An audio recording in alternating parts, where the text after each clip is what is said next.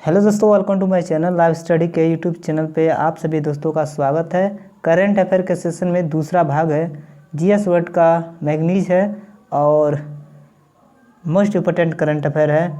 24 अक्टूबर को होने वाले यूपी पीसीएस एग्ज़ाम को देखते हुए ये पीडीएफ विशेष तरह से बनाया गया है। चलिए स्टार्ट करते हैं। हम लोग कहाँ तक गए थे पहले वीडियो में, ठीक है। अगर जो लोग नहीं देख पाए हैं पहला वीडियो, वह जाके प्लेलिस्ट में वीडियो पड़ा है, देख लें। चलिए देखते हैं, जहाँ अंत किए थे वहाँ से स्टार्ट करते हैं फिर से, ठीक है। तो दोस्त, हम लोग राजा मिर्च देख दिए थे, ठीक है। राजा मिर्च जो नागालैंड का राजा मिर्च है, और इसे जो किला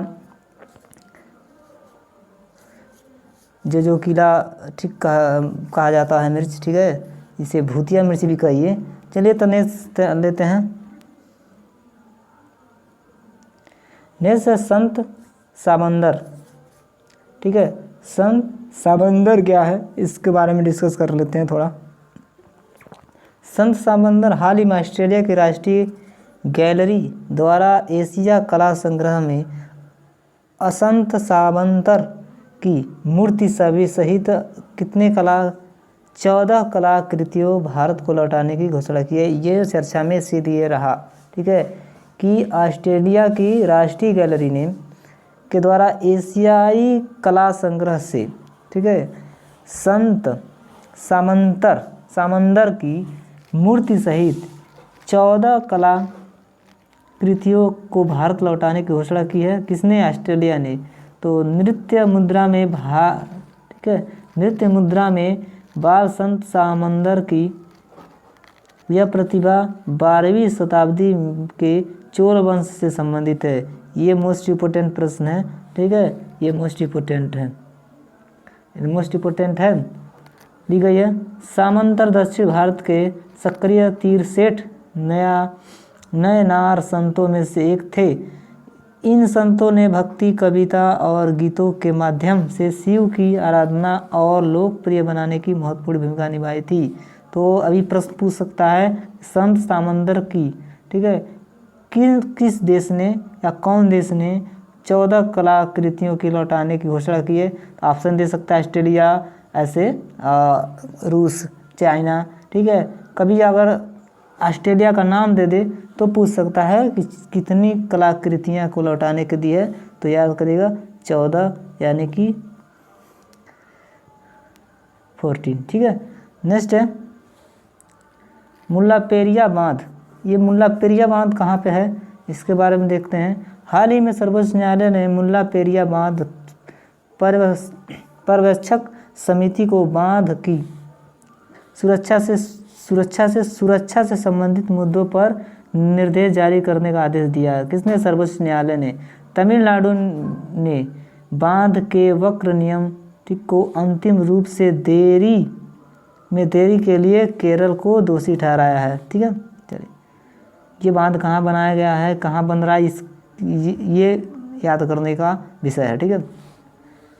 वक्र नियम क्या कर रहा है? इसके तहत एक बांध में जल के भंडार स्तर की कमी या वृद्धि की सीमा को तय करना है। दूसरा, यह बांध के मुख्य सुरक्षा तंत्र का हिस्सा है। मानसून के दौरान बांध में जल स्तर को नियंत्रण करने का सहायता करता है। मुल्ला पेरिया बांध क्या है, वक्र नियम क्या है, ये है। और मुल्ला पेरिया नियम क्या है? मुल्ला पेरिया नियम के अंतर्गत यह 125 वर्ष पुराना बांध है, ठीक। ये ऑप्शन में दे सकता है मुल्ला पेरिया बांध और वक्र नियम के अंतर में।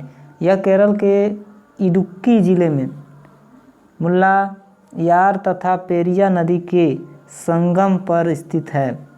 यह केरल के साथ साथ तमिलनाडु के 5 जिलों को पेयजल सुविधा प्रदान करता है। मुल्ला पेरिया बांध किसके?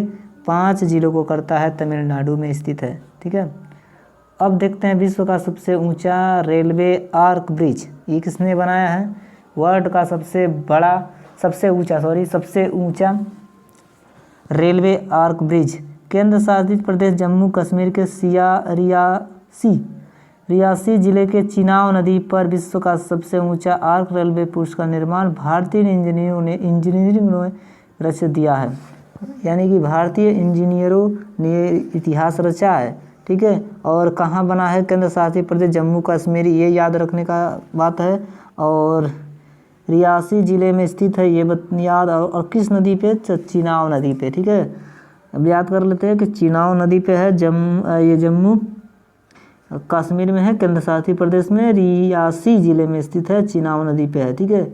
और इसका नाम है आर्क रेलवे ब्रिज, चाहे पुल कहिए, ठीक है। अब इसकी कुछ विशेषता देख लेते हैं। विशेषता क्या है इसकी, इसे कोंकण रेलवे कॉर्पोरेशन लिमिटेड द्वारा निर्मित किया गया है। यह 111 यानी कि 111 किमी उधमपुर श्रीनगर बारामूला रेल लिंक परियोजना का हिस्सा है। यहाँ देखिए 1315 मीटर लंबा है और 359 मीटर ऊंचा है। यहाँ देखिए ऑनलाइन मॉनिटरिंग और वार्निंग स्टंप से लैस है। ठीक है, रोपवे लिस्ट की सुविधा सेंसर युक्त है। ये इससे देखिए अर्धचंद्राकार या पूर्ण रिएक्टर पैमाने पर 7 और उसके अधिक तीव्रता का भूकंप झेल सकता है। कितने, 7 और उससे अधिक तीव्रता का भूकंप झेल सकता है। साथ ही 266 किमी प्रति घंटा की हवा झेल सकता है ये पुल। देख लीजिए कितना बढ़िया पुल बना है ये, यही है। इसके बारे में पूछ सकता है, ठीक है, कि किसने बनाया है, चिनाब नदी पे है, ठीक है। और रियासी ज़िले में स्थित है, आर्क रेलवे क्रूज या आर्क ब्रिज, ठीक है। नेक्स्ट है लिटिल अंडमान विकास योजना। क्या है लिटिल अंडमान विकास योजना? हाल ही में नीति आयोग ने लिटिल अंडमान द्वीप के लिए लिटिल अंडमान द्वीप का सतत विकास विजन दस्तावेज के नाम से एक सतत विकास योजना जारी की है। इस नीति किसके द्वारा ये दे सकता है कि लिटिल अंडमान विकास योजना किसने लॉन्च किया है, तो नीति आयोग ने। यहाँ पर ग्रीन फील्ड तटीय नगर की स्थापना की जाएगी। नेक्स्ट है द्वीपों को एक मुक्त व्यापार केंद्र के रूप में विकसित किया जाएगा। नेक्स्ट है विमान के सभी प्रकारों के लिए एक विश्वव्यापी हवाई अड्डा इस योजना के केंद्र में है, क्योंकि वैश्विक हवाई अड्डा होना अनिवार्य है। ठीक। नेक्स्ट है ये मोस्ट इम्पोर्टेंट है धवलावीरा भारत का 40वां विश्व धरोहर स्थल साबित हुआ है। यानी कि यूनेस्को ने गुजरात के धवलावीरा को भारत के 40वें, ठीक है, विश्व धरोहर स्थल घोषित किया है। इस प्रतिष्ठित सूची में शामिल होने वाली भारत में सिंधु घाटी सभ्यता की पहली साइट है। This is a first sight of Sindhu सभ्यता। नेक्स्ट, भारत में कुल 40 विश्व धरोहर स्थल हैं। ये याद कर लिए, भारत में कुल 40 विश्व धरोहर स्थल हैं, जिनमें 32 सांस्कृतिक और 7 प्राकृतिक और एक मिश्रित, ठीक है, मिश्र स्थल शामिल है। अब कुछ धौलावीर के बारे में डिस्कस करते हैं कि धौलावीर है ये, ठीक है। तो 40वां हो गया है भारत का विश्व धरोहर स्थल यूनेस्को द्वारा, जिसमें 32 सांस्कृतिक, 7 प्राकृतिक है और एक मिश्रित है। अब ये धौलावीरा की खोज के बारे में देख लेते हैं। खोज जगपति जोशी ने किया है 1967 में। धौलावीरा का खोज किया था खुदाई RS विल्स ने के द्वारा 1990 में हुई है, जो अब जाके इसे यूनेस्को के धरोहर स्थल में शामिल किया गया है। विश्व घाटी सभ्यता का 5वां बड़ा महानगर है धौलावीरा, ठीक है। इसे 40वां विश्व धरोहर स्थल में जगह मिली है। यह गुजरात के कच्छ जिले में स्थित है और कर्क रेखा पर स्थित है। ये आप इसकी विशेषता है। यहाँ से टेराकोटा मिट्टी के बर्तन, अब मिला क्या क्या है, यहाँ से टेराकोटा मिट्टी के बर्तन, मोती, सोने और तांबे के गहने, मुहरे, जानवरों की मूर्तियाँ आदि चीज़ें प्राप्त हुई है। यानी कि गहने मिले हैं और मुहरे मिले हैं, तांबे मिले हैं, जानवरों की मूर्तियाँ मिली है। कहाँ से? धौलावीरा से। सोना मिला है, मोती मिली है और बर्तन मिली है मिट्टी की। ठीक है, कहाँ से? धौलावीरा से।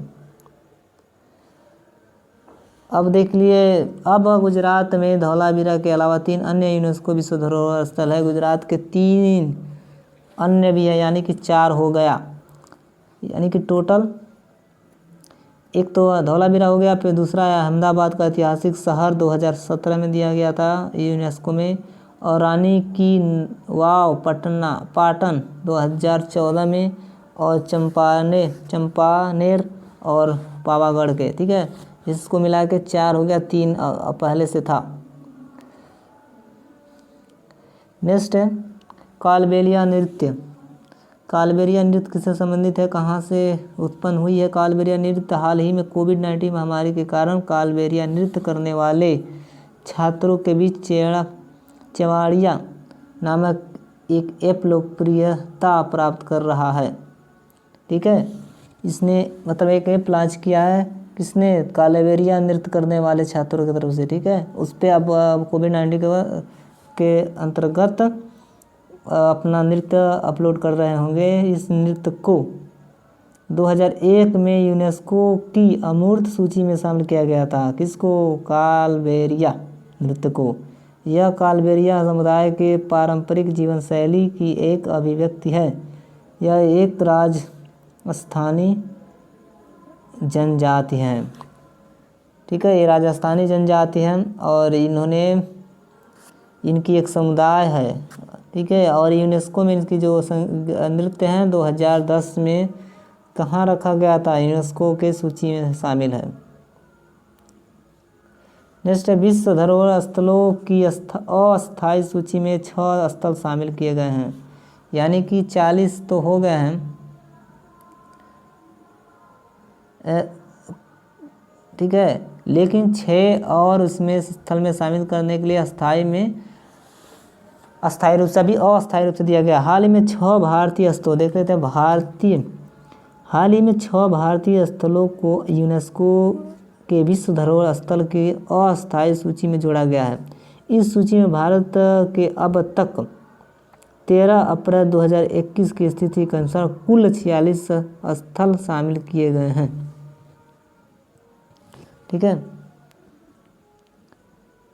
यहाँ देखिए 6 जो अस्थायी शामिल किए गए हैं उनके कौन कौन सा? सतपुड़ा टाइगर रिजर्व मध्य प्रदेश का, वाराणसी के घाट उत्तर प्रदेश का, हैर बनेकल का महाप्रसारण स्थल कर्नाटक का, नर्मदा घाटी में भेड़ा घाट, लमेटा घाट जबलपुर मध्य प्रदेश, और मराठा सैन्य वास्तुकला गुरिल्ला वारफेयर महाराष्ट्र, और कांचीपुरम के मंदिर तमिलनाडु।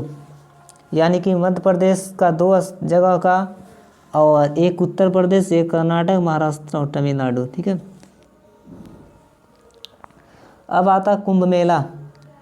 कुंभ मेला का कुछ जानकारी ले लेते हैं। हाल ही में उत्तराखंड के हरिद्वार में कुंभ मेले का आयोजित किया गया। ठीक है, इस मेले का आयोजन आमतौर पर